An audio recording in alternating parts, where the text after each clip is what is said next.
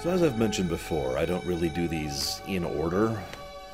As the nature of working on any show is, you kind of work on what you can, when you can, especially when you have to, balance other aspects of your show at the same time.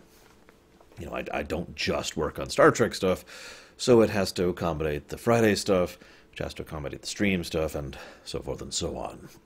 I mentioned that because the last episode I just looked at was the Maquis. Then I immediately go into this episode. Now, the reason I'm even bringing this up is because one of the most paint a target on my face things I could probably do and still actually mean it and not, literally be lying or making it up for the sake of controversy, is to talk about the Prime Directive on a show, talking about Star Trek. Now, I've actually already done that, but mostly on the Voyager stuff and not really to the extent that I could have. But here we are, once again, talking about the Prime Directive on TNG. In fact, this will be the second to last time we bring up the Prime Directive on TNG, by memory. There might be other instances, but we've got the Worf's Brother episode, you know the one, and this one. Now, I have to talk about this here because this is basically the TNG Prime Directive episode. They didn't actually bring it up all that much in TNG. It was much more a vehicle of Voyager and, weirdly enough, Enterprise, but yeah, they kind of dropped that, thankfully. But before we get to that, I want to talk about a couple of other little things. So first of all, this episode was handed to Melissa Snodgrass to polish up and refine, and it kind of shows. This is a very down-to-earth episode. While there is a threat of the week, kind of, there isn't really. Mostly the threat here is the nature of the dilemma and the morality facing our heroes, the crew. The other thing about this episode that I like is it takes its time. This is a very slow-paced episode, and that's a good thing right up until the 30-minute mark. I actually have almost an entire page of notes just for all the stuff up to the 30-minute mark. And then I have, this is not an exaggeration, 0 notes from then on. Nothing. Because the episode really feels like it peaks at about that point when they decide, okay, we're going to go ahead and help Sashenka and the planet, and we're going to fix this situation. Then they do it. And then there's a couple of cute scenes, and then Data really, really pushes Picard's buttons. Good God. Bringing her onto the bridge? I cannot imagine why he did that.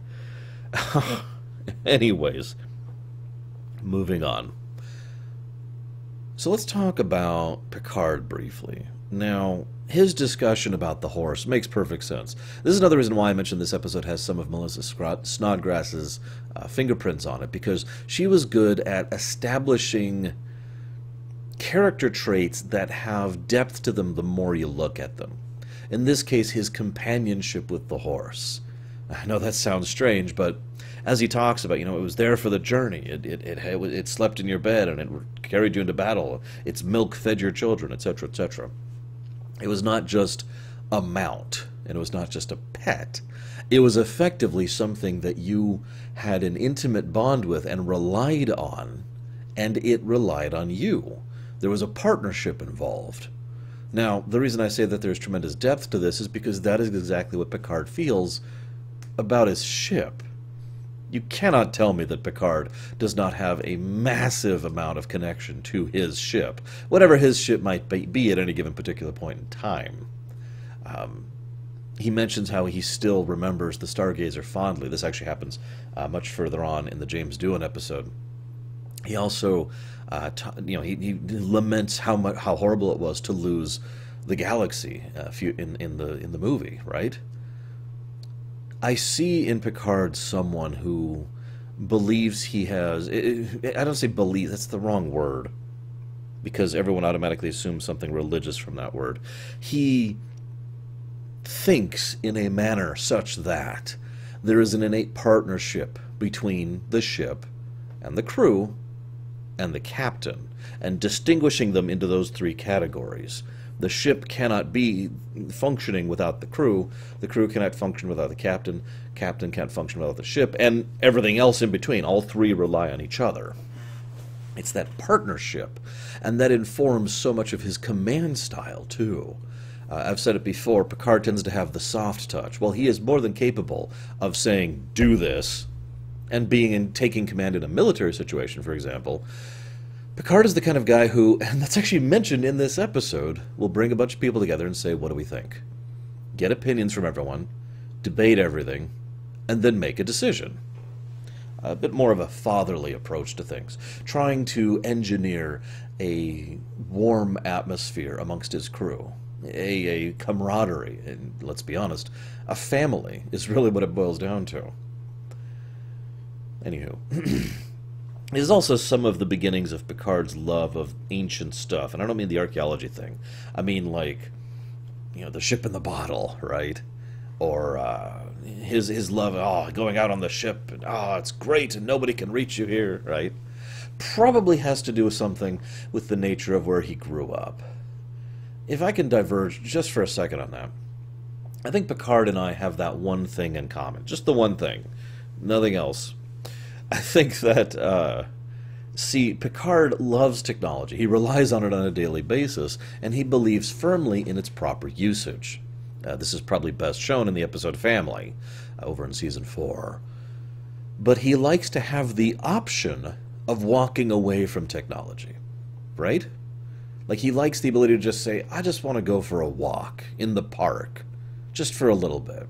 I want to go take a horse and go galloping around the countryside. He likes that access to the old while still relying on the new. And that's something I don't often see in fictional characters. Usually they're all one or all the other, so I like that. So then Data gets the transmission. Woo. And then some Wesley stuff happens, which we'll talk about in just a second. But I just want to say, the weirdest thing about this episode is that there's a 6-week gap. And it's the weirdest kind. It's like, all right, blah, blah, blah, and I'm upgrading the sensors, which will be able to find all new sorts of things. A little bit of foreshadowing there. And Wesley has to start taking command. And then 6 weeks later, just bam! I felt like I was in Dragon Age 2 all over again. But let's talk about the Wesley thing really quick. So, believe it or not, I don't really have anything against Wesley. Not in general. I know some people, as recently as today, by my reckoning as of recording this, have accused me of hating Wesley. Those people are wrong. I do have problems with Wesley and the way he is written from time to time, but I don't have anything against the character in general. And I think they actually did a pretty good job with him in this episode. There's a scene where the entire senior staff gets together and discusses what they're going to do with him. There's some interesting back and forth there. One of the things that really caught my attention was that I think it's Troy mentions you can't guide someone towards adulthood. I actually disagree with that completely. It is my firm opinion that if you do not properly take care of a child as they are growing up throughout their development, that they will not become an adult. Oh, they'll be of the right age, but they will not be an adult. They will still be a child. I have actually met people in real life who are still children despite being 20, 30, and that's about as high as I've seen personally. I wouldn't be surprised if some of you know some people like that or have known people like that. So I like that they're all getting together and showing a demonstrable caring about trying to nurture Wesley going forward. This is actually part of a subplot that will be going across some of Season 2 and into Season 3 about Wesley. We've already kind of covered the first part of it.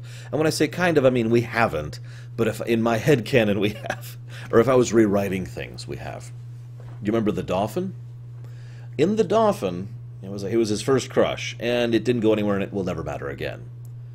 But one of the other reasons I wanted that to be him opening up to people was because it would be the first step in this arc.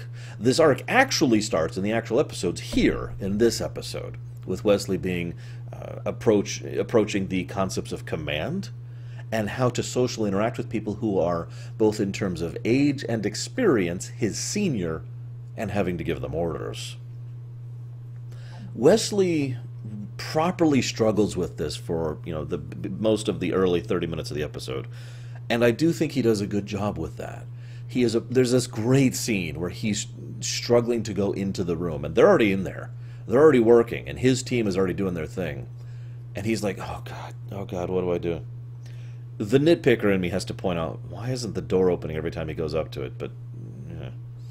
And then Pulaski shows up and is like, hey, right? And then 6 weeks later. But anyways, I bring that up because Wesley is a bit of an introvert and a bit of a social non-entity. This, again, would be part of why I feel my edit to the Dauphin would help this, because he does eventually grow a little bit out of this, but only a little bit. And that brilliance plus social awkwardness, I know I'm caricaturizing it, but forgive me, is something that will be a major part of his overarching character arc, especially when we get to Season 3.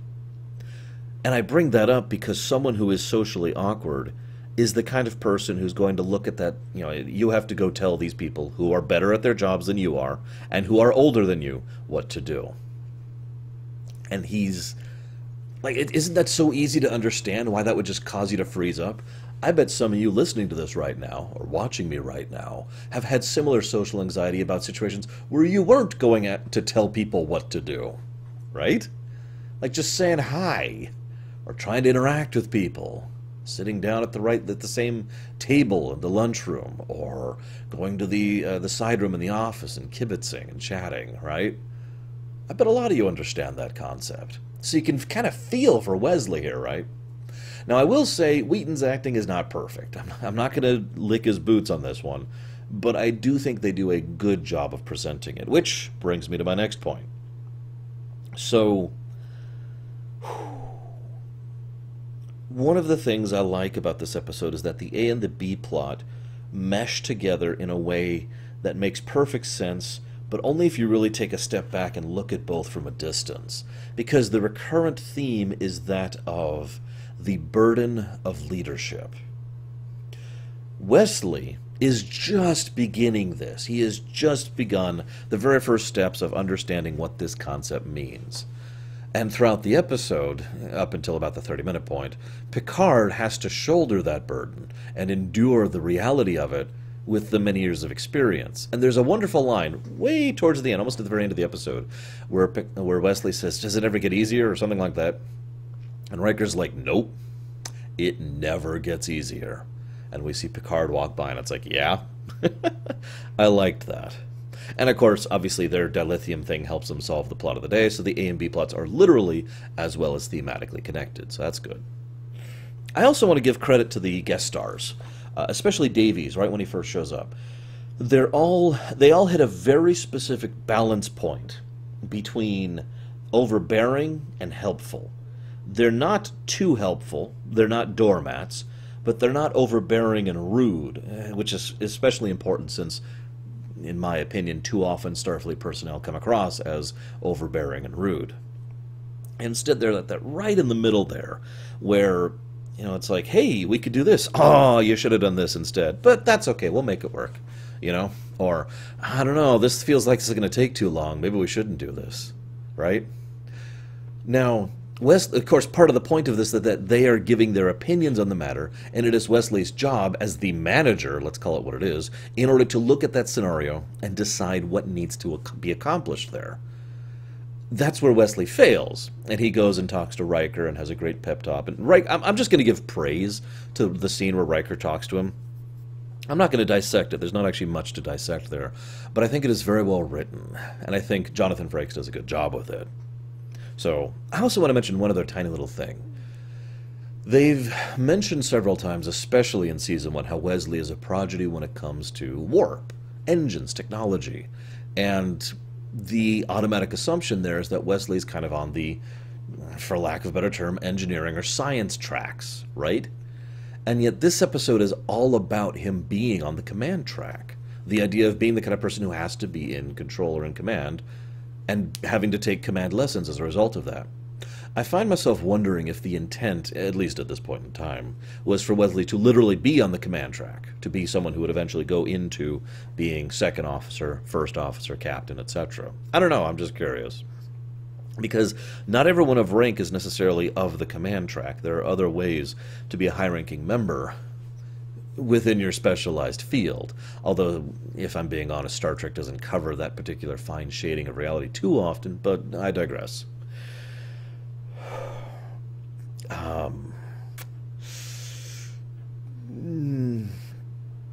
Yep, no, I got nothing else. I got to talk about the Prime Directive now. Oh, damn it. Okay.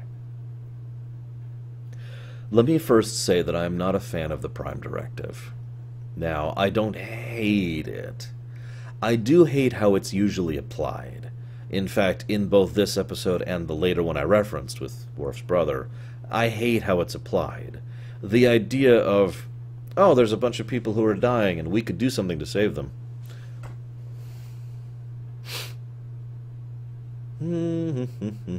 Like, that infuriates me. It really does. I am the kind of person who by my nature does not believe in such rigidity when it comes to rules. You need to look at that situation and say, okay, let's examine the spirit of the Prime Directive. What is the spirit of the Prime Directive? Well, the spirit of the Prime Directive is anti-interventionism as a direct consequence of the Truman era. But in character, what the Prime Directive is we don't want to play God. We don't want to make vast, overwhelming changes to a people's culture, like Kirk did every other day, in order to try and prevent basically mucking things up. It's sort of an acknowledgement that we are not wise or smart enough to predict all of the future, and therefore are not going to be deliberately attempting to affect that future. Now, I can just hear you saying, well, hang on, Laura, that sounds exactly like the opposite of what you just said. And that's why I feel we have the problem with the Prime Directive. Because too often people treat that as if it is a universal thing, all or nothing. Even this episode goes into that exact point. There's this scene, which is both good and awful for various reasons, where the characters, in character, discuss the Prime Directive. And it's probably one of the best Prime Directive discussion scenes ever in the history of Star Trek. There have been specific points and nuances here and there throughout the series, the original series, DS9, Voyager, even Enterprise. But this is when the characters really sit down and debate it in character. And we see plenty of reasons for and against. There's only a couple points I really want to point out about that discussion. First of all, we got to talk about the idea of the cosmic plan. As much as I don't want to. So the very idea of a cosmic plan is very simple. If you're going to sit down and presume or believe in the concept that there is a cosmic plan, and basically, if there is an idea such as fate, a guiding force that is leading us towards where we should be, then what you are saying is you effectively believe in the concept of God. Now, I know that's a hell of a bombshell to drop there. But it doesn't mean you're religious, and it doesn't mean you're spiritual, because the core integral concept of what God, as in just plain old, Abrahamic God, or whatever you want to call that, is the idea of one overarching plan, consciousness, entity, intelligence, whatever you want to call it, that says this is what should be. This is the baseline. And from this baseline, things can be judged to be positive or negative. You with me? Thus, if we are to presume that the fact that Riker brings this up of all things is just mind-boggling to me. But if we are to presume that Riker, who believes in this cosmic plan and is staring at this cosmic plan, truly acknowledges and believes in this concept, then what Riker is saying is that there is a pattern of fate that is deliberately being pushed in a given direction, and that is what, again, should be. That's the baseline. Now, I'm not saying whether that's good, bad, nonsensical, sense-making, logical, or illogical. That's not my job. I'm not here to judge. But I do find it interesting that that is one of the core elements of the argument that's brought up when it comes to the Prime Directive. Because that is something I've heard before from fans to try and defend the ideas of the Prime Directive. That there is a plan, that there is this overarching concept of this is where this should be and this should go. They don't call it God, but sometimes they call it evolution. Sometimes they call it nature. Sometimes they call it the pattern of the universe. But it is all really the same thing. A central baseline upon which all other things are judged. All other things should adhere to that line. Now, what I find funny about that is Geordi and Troy both bring up the obvious counter-argument to that. We are here and aware of the scenario. If there is a God, nature, cosmic plan, whatever you want to call it, we are accounted into that. We are not separate from that plan. Ergo, we should be acting accordingly. And I do find that interesting because that gets into a very philosophical debate of whether or not such a concept, the cosmic plan concept, is infallible or not. I'm saying that wrong. I don't mean if it's immutable or not. In other words, if it takes everything into account, or if it does not take into account free will. And that is a hell of a discussion that I don't feel like getting into. So, next point that's brought up. Oh yeah, actually, one other point, really quick. I'm sorry. There is one other point on this. Pulaski brings it up, and Pulaski knocks over their drink. It's okay, it's in a safe spot. My drinks are always in a safe spot. So after knocking over her drink, because Pulaski is just that drunk, my God, woman, she, as she's wiping the memory of Sergenko, or whatever the heck her name is, she says she has to grow up who she was born to be.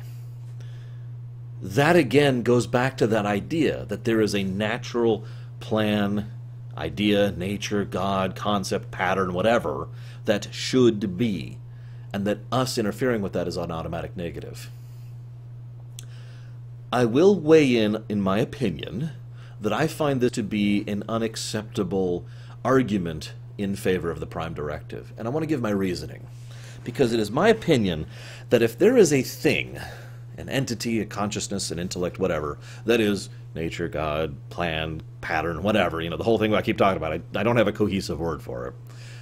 If there is such a thing, and it is that large scale to be able to take into account planets, systems, galaxies, universes, then we are accounted, we as in, the crew of the Enterprise, people are accounted in that plan, and ergo should basically act as if the plan or whatever doesn't exist, because their actions are already accounted into it. Now, I don't mean they should do whatever they want. I mean they should approach every situation carefully and precisely as if they otherwise would. Ergo, ignoring the plan and approaching it rationally and calmly, and trying to deal with the situation while keeping in mind whatever emotional or moral attachments they might have on the matter. My opinion. Next point. This is a very minor point, but I do like that it's brought up. One of the biggest things that tends to be brought up when it comes to the Prime Directive is the application of reality versus philosophy. Most of the early parts of the discussion are all about philosophy. What if, maybe, kinda, who knows, right? Philosophy by its nature is an intangible. It can affect the tangible, because things that are not real can affect things that are real. But, I know it's a weird concept, isn't it? But the reality, the hard, tangible reality, in most cases supersedes the intangible. This has actually been a recurring theme in recent episodes. I bring this up because obviously this doesn't apply universally, but in this case, what we have is people in a room debating whether or not something should be good as if it was numbers on a paper. It is Data who interrupts and brings reality into the topic, that they are not just debating this as if this was a debate club, that there are real people who are really dying and in very serious trouble right now. I think that is a very needed dose of mentality into these kind of debates. Because we could debate here and now, here in real life, the philosophy of this endlessly. Because we don't have the reality of these situations. But I think we need to acknowledge when the reality is present. It is one thing to debate the long-term ramifications of effects and changes. Janeway brought this up several times. You don't know what the consequences could be. And that's true. And that is fine to debate, and fine to deliberate on, and fine to philosophize on. But when actual lives are actually present and actually in danger, that needs to be added to the equation, because it is my opinion, this is once again my opinion on this point, that that adds weight in favor of interventionism is what I was trying to say. In other words, if you're doing a test on should you intervene in this case, it's easier to say no than if you're actually faced with someone who is dying right in front of you, right? That brings me to my next point. This is actually the fourth point they bring up, but I want to really talk about the third point last. So the fourth point is brought up that you can ask for help, and that bypasses all of this. Now that's actually come up before, and in fact will come up later in other Star Treks. The idea is, even if they're a pre-warp civilization, if they say help, that bypasses the rule, because they are actually transmitting out a call to help into the galactic community.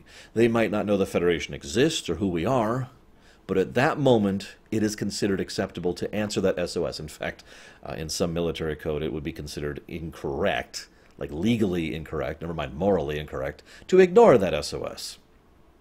I find that interesting, and I do kind of like that inclusion. It's basically writing into a legal code a moral subset that can bypass that code.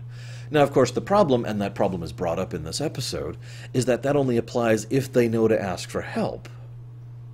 Let me give you a parallel. Rewind time, about a century or so, maybe like 1200, 120 years, something like that, right? Let's say in that period of time, Earth suddenly faced some Earth-destroying catastrophe that was going to kill billions of people.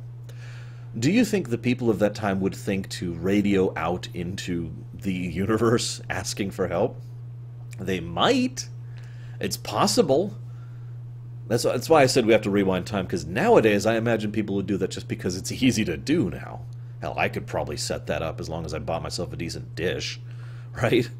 So, you know, trying to send some kind of signal out for help, yeah, you can kind of see that. But you can also kind of see why some people would never think to do that. Later on in Star Trek, there's a wonderful episode. It's actually among my favorites in TNG specifically. And it's called First Contact, which I know is just confusing as hell. But in that episode, the people of that planet mentioned that they have a fundamental belief system that they are the center of the universe, and thus the only actual living beings in the universe.